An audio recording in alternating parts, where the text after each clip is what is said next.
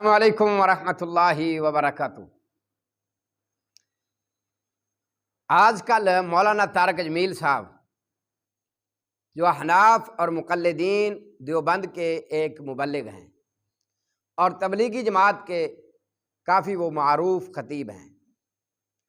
آج کل ان کا کافی مسئلہ بنا ہوا ہے، سوشل میڈیا پر کافی بڑا رولا بنا ہوا ہے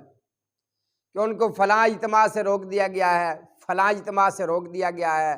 مولوی صاحب فرما رہے ہیں کہ میں 18 سال کا تھا جب سے میں رائے ونڈ میں گیا اور میں نے یہ تبلیغ کی، اور میں جناب اب میری عمر 72 سال ہو گئی ہے، اب مجھے درس نہیں دیے جا رہا، اب مجھے بیان نہیں کرنے دیا جا رہا، اب مجھے روکا جا رہا ہے۔ اور کیوں روکا جا رہا ہے؟ سوشل میڈیا پر بعض جو لوگ جو ہیں وہ بھی اس بات کو کہہ رہے ہیں کہ مولانا طارق جمیل صاحب کو کیوں روکا گیا۔ بھائی میں بھی ایک اپنا تجزیہ پیش کرنا چاہتا ہوں مولانا طارق جمیل صاحب کے لیے۔ مولانا طارق جمیل صاحب سن لیں میری بات، لکھ لیں، نوٹ کر لیں، اگر میری بات آپ تک پہنچ جائے کسی ذریعے سے تو مولانا طارق جمیل صاحب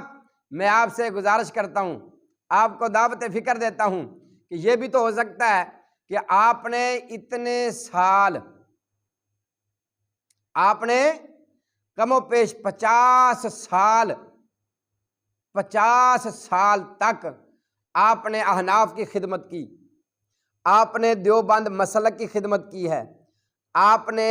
احناف کی کتب کا مطالعہ کیا ہے، آپ نے احناف کے مسائل کو آگے کیا ہے، آپ نے احناف کے مسائل کو بیان کیا ہے۔ تو آئیے اب یہ بھی تو ہو سکتا ہے کہ اللہ تبارک و تعالیٰ نے آپ کو اب قرآن اور صحیح حدیث کے لیے چن لیا ہو۔ آپ اپنی بات پہ غور و فکر کریں، یہ بھی ہو سکتا ہے کہ اب اللہ تبارک و تعالیٰ نے آپ کو یہ موقع دیا ہو کہ آپ اعلان کریں، آپ آئے ہمارے پاس تشریف لائیں، آپ جہاں کہیں گے ہم وہاں بھیج دیں گے۔ آپ اپنی نماز